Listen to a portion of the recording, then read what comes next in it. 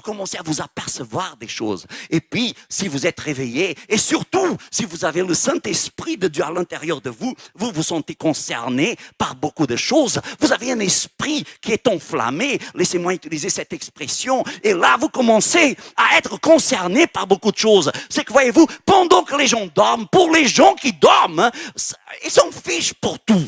Mais pour les gens qui sont réveillés, ils voient, ils observent, ils comprennent, ils réalisent que certaines choses se passent. Et là, nous commençons à être intéressés par ce genre de sujet. Et nous commençons à voir que beaucoup de gens essaient de remonter le peuple contre l'Église de Jésus. Encore une fois, dans certains pays, cela est plus vrai que dans d'autres. En Actes des Apôtres, chapitre 12, verset 1, vers le même temps, le roi Hérode se mit à maltraiter quelques membres de l'Église. Le roi Hérode. Le roi Hérode, celui qui devrait protéger son peuple, celui qui devrait veiller sur les intérêts de son peuple, sur tout son peuple. Parfois, ça m'amuse un peu quand n'importe qui arrive et gagne les élections au détriment de son adversaire, puis les premières choses, les phrases clés qu'ils font toujours, « Je suis le président de tous les... » C'est ce qu'ils disent, qu'ils sont désormais les présidents de tous les Français.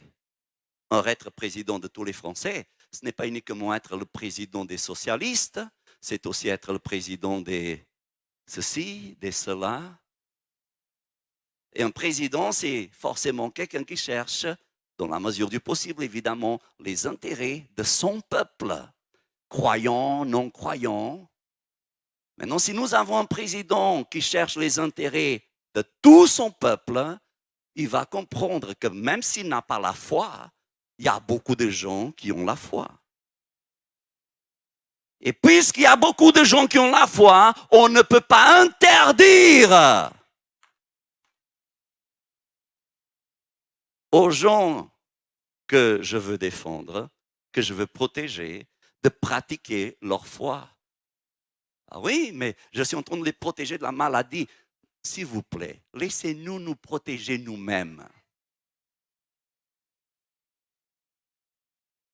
Moi, je n'ai pas besoin que vous vous inquiétiez avec mes rhumes, mes éternuements. J'ai juste besoin que vous protégiez ce que moi, en tant que citoyen, j'ai le droit de faire.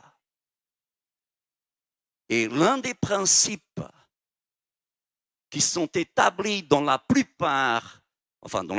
totalité de tous les pays libres qui se disent démocratiques de ce monde, c'est que toute personne a liberté de conscience.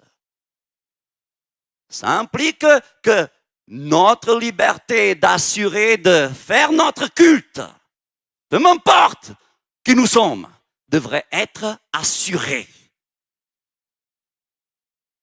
Évidemment, les gens sont des adultes. Ceux qui veulent y aller, y vont. Ceux qui ne veulent pas y aller, c'est leur problème. Mais on ne peut pas, par des trucs des poudres de perlimpinpin,